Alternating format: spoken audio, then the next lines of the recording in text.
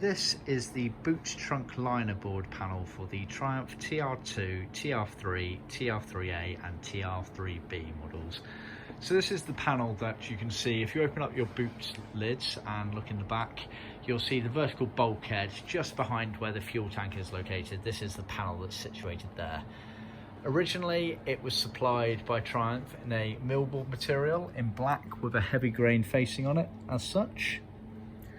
But bear in mind, it seems that some cars, the very early TR2s, first few hundred of them off the production lines, may have left with this painted in the same colour as your body paint, or sometimes in the same colour as your interior trim. So bear that in mind, but the large majority of them would have left in this exact specification, black, Millboard with grain facing on it as such.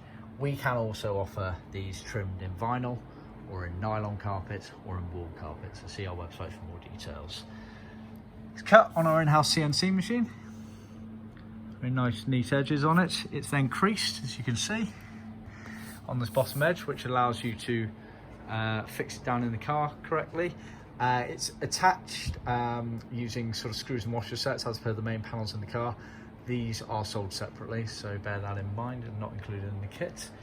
And you can see here on the bottom right corner as you're looking at it, there is a cutout there which is for the wiring loom, I believe.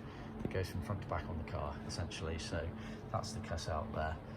So that's the panel as you receive it. See our website for more details.